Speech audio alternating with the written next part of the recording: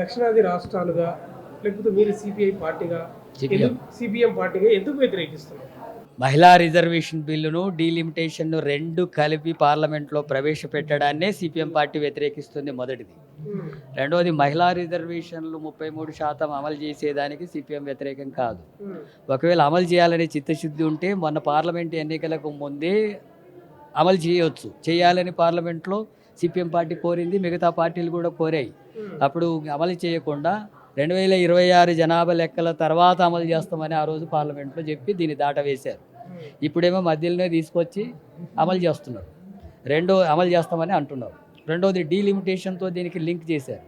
Delimitation అనేటటువంటి సమస్య పూర్తిగా ప్రభుత్వం పెడుతున్నది అప్రజాస్వామికమైన పద్ధతిలో పెడుతుంది. ఇప్పటివరకు అఖిలపక్షం నిర్వహించలేదు దాని మీద, ఇంత సీరియస్ అంశం మీద.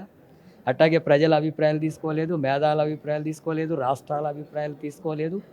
ఏ అభిప్రాయాలు తీసుకోకుండా బీజేపీ అనుకున్నటువంటి దానికి అనుగుణంగా ప్రవేశపెట్టి దాన్ని అమలు చేయాలని చెప్పి పద్ధతిని తీసుకొస్తుంది. దీనివల్ల రెండు రకాలుగా నష్టం జరుగుతుంది. ఒకటి, దక్షిణాది ప్రాంతాలకు నష్టం జరిగేటటువంటి పరిస్థితి ఉండి బీజేపీ బలమైన ప్రాంతాల్లో సీట్లు పెంచుకొని తన ఆధిపత్యాన్ని, అధికారాన్ని కొనసాగించాలని కుట్ర ఉంది అనేది ఒక విషయం. అయితే ఈ 2026 జనాభా లెక్కల కంటే ముందే 2011కు ఆధారంగా తీసుకొస్తే ఎస్సీ, ఎస్టీ, బీసీ మహిళల రిజర్వేషన్ల సంఖ్య కూడా తగ్గుతుంది.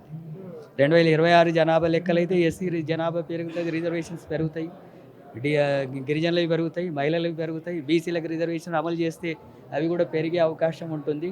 బట్ 2026 జనాభా లెక్కల అనంతరం రిజర్వేషన్స్ను పెంచడంతో పాటు అట్లాగే అందరి అభిప్రాయాలు తీసుకొని దక్షిణాది ప్రాంతాల్లో నష్టం జరిగేటటువంటి అభిప్రాయాల మీద కూడా, అట్లాగే చిన్న రాష్ట్రాలకు కూడా అన్యాయం జరుగుతుంది అనే విషయాల మీద కూడా స్పష్టంగా ప్రజల అభిప్రాయాలు తీసుకొని ఎవరికి నష్టం జరగని పద్ధతుల్లో దీన్ని అమలు చేయాలి. అందుకని దీన్ని వ్యతిరేకిస్తున్నాం. ఆ రూపంలో చేయడం లేదు, అన్ని విషయాలు ఇటే చేస్తుంది. దేశంలో అనైక్యతకు అది కారణం అవుతుంది. ఇప్పుడు డీలిమిటేషన్ పేరుతో దేశాన్ని అనైక్యత గురి చేసే పద్ధతులను అనుసరిస్తుంది. అంతకుముందు ఒకే భాష అని హిందీ భాషను తీసుకొచ్చి అట్లాంటి అనైక్యతకు కారణమవుతుంది. ఒకే మతం అని, హిందూ మతం అని మిగతా మతాల మధ్య విభజన చేసే కార్యక్రమం. అట్లాగే కుల వ్యవస్థలను పెంచి పోషించడం, లౌకిక భావాలు ఉండకూడదు అంటుంది, ప్రజాస్వామిక హక్కులు ఉండకూడదు అంటుంది, సోషలిస్టు భావాలు ఉండకూడదు అంటుంది. అట్లాగే కొద్దిమంది కార్పొరేట్ శక్తుల చేతుల్లోనే ఈ సంపద అంతా పోగవుతుంది, ఆదాని, అంబానీ లాంటి కొద్దిమంది చేతుల్లో. వీటన్నిటినీ ప్రజా వ్యతిరేకమైన విధానాలు అమలు చేస్తుంది కాబట్టి మేము వ్యతిరేకిస్తున్నాం. ఎందుకంటే బీజేపీకి సంబంధించిన మంత్రులు కావచ్చు, వీళ్ళందరూ దీన్ని సపోర్ట్ చేస్తూ ఇదంతా బాగానే ఉంటుంది, ఏం దీనివల్ల ఇబ్బంది కాదని చెప్పేసి వాళ్ళు సపోర్ట్ చేస్తూ ఉన్నారు. ఎట్లా? సహజంగా బీజేపీలో ఉండేటటువంటి వాళ్ళకంతా కూడా వాళ్ళకు సామాజిక న్యాయం పట్టదు. అట్లాగే రాష్ట్ర ప్రయోజనాలు, రాష్ట్రాల హక్కుల గురించి వాళ్ళకి ఏమాత్రం ఉండదు. వాళ్ళకు మంత్రుల పదవులు కావాలా, అట్లాగే మోడీకి, బీజేపీకి ఊడిగం చేసి కొంత సంపాదించుకోవాలా, పదవులు సంపాదించుకోవాలనేది తప్ప రాష్ట్ర ప్రయోజనాలు, అట్లాగే ప్రజల ప్రయోజనాలు, ఈ సామాజిక తరగతుల ప్రయోజనాలు అనేటటువంటి చిత్తశుద్ధి ఉంటే వాళ్ళు ఈ రూపంలో మాట్లాడేటటువంటి వాళ్ళు బీజేపీలో కూడా ఆ అభిప్రాయాన్ని చర్చబెట్టి దాన్ని మార్పు చేసేటటువంటి అవకాశం ఉండేది. వాళ్ళు రాష్ట్రం మునిగినా పర్వాలేదు, వాళ్ళకు మాత్రం మంత్రి పదవులు కావాలి, మోడీ కాళ్ళ దగ్గర వాళ్ళు జీవుజూరు అని చెప్పి ఉండాలి. అది వాళ్ళ స్వభావం. అదే ఈ సందర్భం కూడా స్పష్టమవుతుంది. రాష్ట్ర ప్రభుత్వం అయితే తెలంగాణ రాష్ట్ర ప్రభుత్వం ముఖ్యమంత్రి నిన్న కులగణకు సంబంధించినవి అవి వివరాలు కూడా అన్ని బయట పెట్టడం జరిగింది. సో ఎట్లా చూడొచ్చు? ఒక పక్క డీలిమిటేషన్, ఒక పక్క ఇదంతా ఎట్లా చూడొచ్చు? రాష్ట్రానికి సంబంధించినటువంటి కుల వివరాలు ఇవన్నీ కూడా ఒకవేళ ఎన్ని లోపాలు ఉన్నా దాంట్లో కొన్ని విషయాలు స్పష్టమవుతున్నాయి. కొద్ది కులాల చేతిలోనే అత్యధిక భూమి ఇప్పటికీ పోగై ఉంది. అత్యధిక కులాల చేతుల్లోకి భూమి పంపిణీ జరగలేదు. అట్లాగే చాలా ఎక్కువ సంఖ్యలో ఉండేటటువంటి కులాలంతా కూడా ఇప్పటికీ పేదరికంతో ఉంటున్నటువంటి పరిస్థితి ఉంది. కాబట్టి అభివృద్ధి అనేటటువంటిది వాళ్ళ దరిన చేరలేదు. ఆదివాసీలకు బాత్రూంలు కూడా లేనటువంటి దుస్థితి ఉంది. అట్లాగే కింది తరగతులకు సంబంధించి చూసినప్పుడు సంపద లేదు. 1 లక్ష రూపాయల సంపదతోనే ఉండేటటువంటి కులాలు పెద్ద సంఖ్యలో ఉంటున్నాయి. వీటన్నిటిని చూసినప్పుడు ఈ రాష్ట్రాన్ని ఇప్పటివరకు పరిపాలించినటువంటి కాంగ్రెస్ కావచ్చు, టీఆర్ఎస్ కావచ్చు, టీడీపీ కావచ్చు, కేంద్రంలో బీజేపీ కావచ్చు, వీళ్ళందరూ కూడా ప్రజా వ్యతిరేకమైన విధానాల వల్లనే ఈ పరిస్థితి ఉంది అనేది స్పష్టమవుతుంది. బీజేపీలో ఉన్న రాష్ట్ర నాయకత్వం మొత్తం స్వాగతిస్తుంది. నిజంగా ఇది మంచి అందరికీ న్యాయం చేస్తూ ఉంది అని చెప్పేసి కూడా పెద్ద ఎత్తున వాళ్ళు సంబరాలు చేసుకున్న పరిస్థితి. మరి మీరేమో ఇంకా రౌండ్ టేబుల్ సమావేశం పెట్టి మాకు అన్యాయం జరుగుతుందని మీరు చెప్తున్నారు, ఏం చెప్పాలి? డీలిమిటేషన్ జరుగుతుంది, మేము చేస్తామని బీజేపీలు సంబరాలు చేసుకుంటారు. వాళ్ళు ఎందుకు సంబరాలు చేసుకుంటారంటే మోడీ మెప్పు కోసం సంబరాలు చేసుకుంటాం. ఈ తెలంగాణలో కానీ ఇక్కడ ఉన్నటువంటి ఉమ్మడి ఆంధ్రప్రదేశ్లో కానీ తెలంగాణలో కానీ వాళ్ళు ఎందుకంటే బీజేపీ వాళ్ళు ఇప్పుడు మద్దతు ఉన్నది కదా మోడీకి మెప్పు కోసం వాళ్ళు చేసుకుంటున్నారు.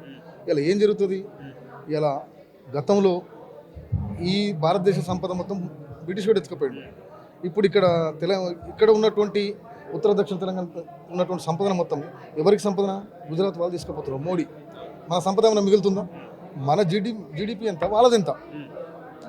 మనల్ని దోసుకోవడానికి. ఇలా ఇంతకుముందు అన్న మాట్లాడిండు, ఏ రాష్ట్రానికైనా 10 ఉండాలి ఎంపీ సీట్లు. అంటే ఇక్కడ ఎంపీ సీట్లు తగ్గుతాయి, అక్కడ పెరుగుతున్నాయి కాబట్టి ఆధిపత్యం వాళ్ళది ఉంటుందా, మనది ఉంటుందా? ఆధిపత్యం వాళ్ళది ఉంటుంది. వాళ్ళు ఏం చేయడానికి ఈ దక్షిణ భారతదేశాన్ని దోసుకోవడం వాళ్ళ కుట్ర. వాళ్ళు ఉత్తర భారతదేశాన్ని డెవలప్ చేసుకుంటున్నారు. ఇక్కడ ఎంత వస్తుంది, మన ఉన్నటువంటి ఆదాయం ఎంత, మన సంపద ఎంత, అక్కడ ఎంత ఇస్తున్నారు రెవెన్యూ, మనకెంత ఇస్తున్నారు? గుజరాత్కి ఎంత ఉంది రెవెన్యూ, తెలంగాణకి ఎంత ఇచ్చారు? తెలంగాణ అంతా రెవెన్యూ గుజరాత్లో ఉంటుందా? లేదు. కాబట్టి వాళ్ళ ఒక కుట్రలో భాగం ఇవాళ ఏంటంటే పునర్విభజన అది అని చెప్పి చెప్తున్నారు. కానీ ఇది చాలా కుట్ర. ఇది దక్షిణ తెలంగాణకు టోటల్గా అన్యాయం జరుగుతున్నది. ఇది ఇట్లనే మోడీ గారు కొనసాగిస్తే మరో స్వతంత్ర పోరాటం మొదలవుతుంది. సపరేట్ దేశం కోసమే. అప్పుడు ఆనాడు పెద్దలు కలిపిరు, తెలంగాణ ఆంధ్రప్రదేశ్ కలిపిరు. వాళ్ళు ద్రోహం చేస్తున్నారు కదా, తెలంగాణ ఉద్యమం వచ్చింది. వాళ్ళు కరెక్ట్ ఉండి అన్ని 2 సమానం వస్తే తెలంగాణ ఉద్యమం ఎందుకు వస్తుంది? అందరికి సమాన ఉద్యోగాలు ఇస్తే తెలంగాణ ఉద్యమం ఎందుకు వస్తుంది? ఇది తెలంగాణ ఉద్యమం ఏ విధంగా వచ్చిందో భారతదేశాన్ని 2గా చీల్చడానికి కూడా కుట్ర చేస్తుంది కూడా బీజేపీ వాళ్ళే. ఖచ్చితంగా అదే జరుగుతుంది కదా. ఇక్కడ మాకు అన్యాయం జరిగినప్పుడు మీ ఆధిపత్యం కోసం మేము ఎందుకుంటాం? అంటే మేము గులాంగిళ్ళమా? ఇంతవరకు నిజాంల కింద గులాం చేసినాం, అన్ని మా వాళ్ళు చేపించారు వాళ్ళు. అయితే మీరు అది గుజరాత్ గులాంగిరి చేపిద్దామని చూస్తున్నారా? ఈ భారతదేశాన్ని గుజరాత్ వాళ్ళ దగ్గర గులాంగిరి చేపిద్దామని చెప్తున్నారా? ఇది మరో పోరాటం అయితే ఖచ్చితంగా జరుగుతుంది. దీన్ని ఇప్పుడైనా ఆలోచన చేసి ఎట్లా హైబ్రిడ్ పద్ధతితో ఏదో అని చెప్తున్నారు కదా, ఇవన్నీ కుట్రలు ఆపి దాన్ని ఏ విధంగా చేస్తే బాగుంటుంది అనేది ఒకటి పూర్తిగా అన్ని రాష్ట్రాల ముఖ్యమంత్రులను తీసుకొని ఇక్కడ ఉన్నటువంటి అన్ని రాష్ట్రాల్లో ఉన్న మేధావులను, ప్రజా సంఘాలను, ఉద్యమకారులను అందరూ తీసుకొని ఒక నిర్మాణంతో పోతేనేమో పునర్విభజనకు మేము సపోర్ట్ చేస్తాం. లేకపోతే ఇలా స్టాలిన్ గారు కూడా అంటున్నారు ఖచ్చితంగా మరో ఉద్యమానికి సిద్ధమవుతాం. తమిళనాడు సీఎం స్టాలిన్ మాట్లాడుతూ పెద్ద ఎత్తున ఉద్యమం కూడుకుంటాం, రాష్ట్ర వ్యాప్తంగా ఉద్యమాలు చెల్లవుతాయి అని చెప్పి మాట్లాడుతారు. కానీ ఇక్కడ తెలంగాణలో కాంగ్రెస్ పార్టీకి సంబంధించి ఏమి ఎక్కువగా పట్టించుకున్న దాఖలు కనిపించట్లేదు. మరి అందరం ఏకంగా ఎటువంటి పరిస్థితులు ఉన్నాయి అఖిలపక్షంలో? నాకైతే నమ్మకం ఉన్నది. ఎందుకంటే తెలంగాణలో ఒక సామెత ఉంటుంది, తెలంగాణలో ఉద్యమం తొందరగా ఇట్లా స్టార్ట్ కాదు. ఒకసారి స్టార్ట్ అయింది అనుకో, ఈ ప్రాంతాల మొత్తం ఊపుకున్న తెలంగాణ ఊపు భారతదేశాన్ని చుట్టూ వస్తుంది. తెలంగాణ ఉద్యమం సరిచూసింది. తెలంగాణ 60 ఏళ్ళ పోరాటాన్ని కూడా సరిచూసినాం మనం. అంటే నేను 50 ఏళ్ళకి వచ్చినా కానీ 60 ఏళ్ళ నేను పుట్టక ముందే 10 ఏళ్ళ ముందే పోరాటం అయితే పుట్టింది కదా. ఒకటే చెప్తున్నాం, మీరు తెలంగాణ ఎక్కడ కూడా ఇక్కడ తెలంగాణలో మొదలైంది, అక్కడ ఉత్తరప్రదేశ్లో మొదలైంది, ఇక్కడ తెలంగాణలో మొదలైంది. ఈ రాజకీయ పార్టీలు చిన్న గంటలు వాళ్ళకి ఎట్లా ఉన్నాయి, వాళ్ళు లోక్పాయ ఒప్పందాలే, నువ్వు మాట్లాడితే బాగుండదు, ఈ సీటు పోతుంది ఒక ఆయన బాధ, మంత్రి పదవి పోతాను ఒక ఆయన బాధ, మనకే పదవి లేవు కదా, మనం ఉన్నది నిజం మాట్లాడదాం. మీ మీడియా మిత్రులు కూడా ఉన్న నిజాన్ని చూపించండి. ఇంకా అదే కోరుకునేది, మీడియా వాళ్ళు కూడా ఉన్న నిజాన్ని చూపించండి. ఇక్కడ అన్యాయం జరుగుతుందా మీరే క్లారిటీగా చెప్పండి. అంటే మీరు ఇంతకు మాట్లాడుతూ దక్షిణ దేశంలో ఉన్న దక్షిణ రాష్ట్రాల యొక్క సంపద మొత్తం ఉత్తర రాష్ట్రాలు దోచుకెళ్ళిపోతాను, ఏ రకంగా తీసుకెళ్తాం? ఇప్పుడు దక్షిణ రాష్ట్రాలకు ఎంత ఇస్తున్నావు నువ్వు బడ్జెట్? దక్షిణ రాష్ట్రాలకు ఎంత ఇచ్చినావు? ఇప్పుడు ఈ రాష్ట్రాలకు దక్షిణ రాష్ట్రాలకు ఎంత ఇచ్చినావు బడ్జెట్? నువ్వెంత తీసుకుపోయినావు? అంటే నువ్వు మా సంపాదన మొత్తం తీసుకుపోయి ఉత్తరాదికి పెడుతున్నావు కదా, దక్షిణాదికి ఏం చేసినావు? తెడ్డు చూపించినావా? ఇలా ఏంటంటే చంద్రబాబు అవసరం ఉంది కాబట్టి ఆంధ్రాకి ఇస్తున్నాడు. చంద్రబాబు అవసరం లేకపోతే ఆంధ్రాకి కూడా తెలంగాణకి ఎంత ఇచ్చినావు? గతంలో ఎంత ఇచ్చినావు? ఇప్పుడు 13 సంవత్సరాలు తెలంగాణ ఏర్పడే కానీ మాకు ఎంత ఇచ్చినావు చెప్పు.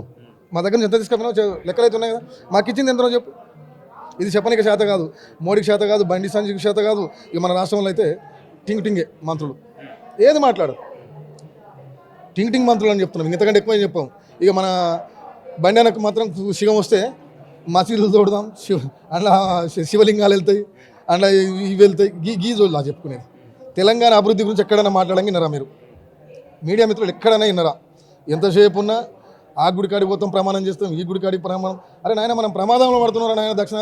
దక్షిణ భారతదేశము ఉత్తర భారతదేశం మేల్కొని ఉన్నది, వాళ్ళు దోసుకొని పోవడానికి సిద్ధంగా ఉన్నారు. మనం ప్రమాదం వల్ల పడుతున్నాం.